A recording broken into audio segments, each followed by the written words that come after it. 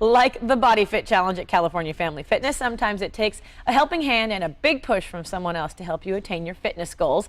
But in some cases, it takes a big helping of tough love. And that's exactly what author Steve Siebold is dishing out with his new book called Die Fat or Get Tough, 101 Differences in Thinking Between Fat People and Fit People. Steve says that unless you have a true medical condition, if you're fat, it's your fault. Steve joins us with some tips on how to get tough on obesity. Welcome to the show, sir. Thanks for having me. Yeah, thanks for being here Okay, today. so I get it, die fat or get tough, but this is, for a lot of people, this is a tough pill to swallow, that it's their fault.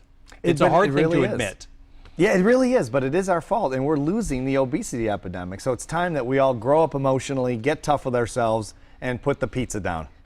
What's the first step then?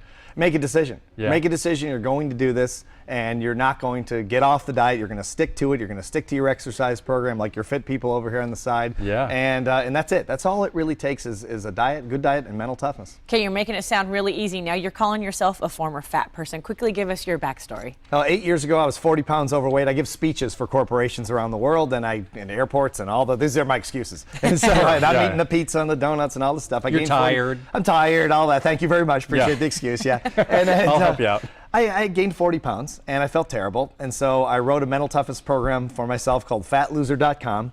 12 weeks later, I lost the weight, and I never gained it back. Wow. Never felt better.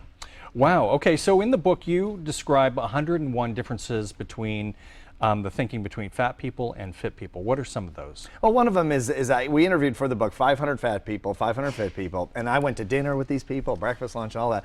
And the fit people would look at the menu and say, well, I'm going to get the salmon and the salad and light on the dressing. And I'm saying, I'll take the cheeseburger and the fries, make it, put some salt on the fries. And I'm thinking, no wonder I'm fat.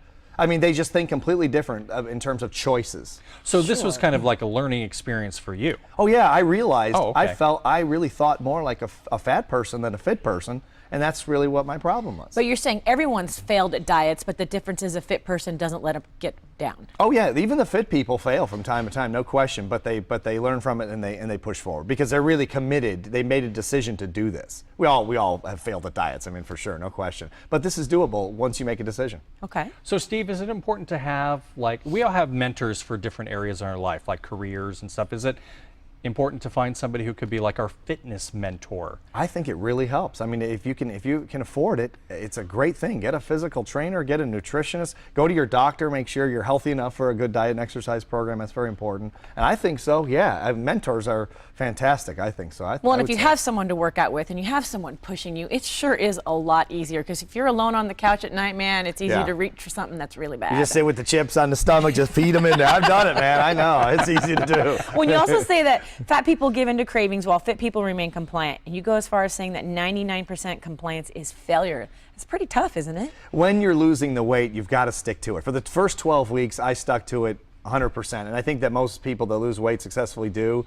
And after that, if you can afford to eat a few chips or whatever you like, and you can afford it because you're fit, then you might want to do that. I mean, obviously life is short. You want to do what you want to do. But if you can afford it, do it. And if you can't, don't. Stick to it.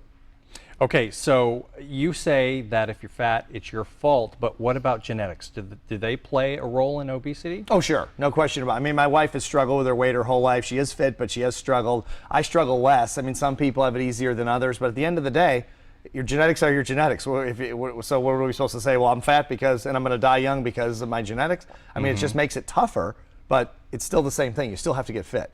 Now, what about all the people that say, okay, I screwed up on my diet. They're doing really good, and they screw up. They go, I'll just wait, and I'll restart on Monday. I've never done bad, that. Right? You've never done that either, never, right? Yeah. Never. Yeah, we've all done it. I mean, that's the thing. Doing it right now with the fair. Monday. The fair's over on You're Monday. Thinking about it already. It's only Friday, right? Yeah. Fried foods. Monday is never coming. It's never coming. And I've done it. We've all done that, of course. But Monday is never coming. And I think once you make a decision you're going to do this, then you don't think about those things. And I like the last tip that was on the list there.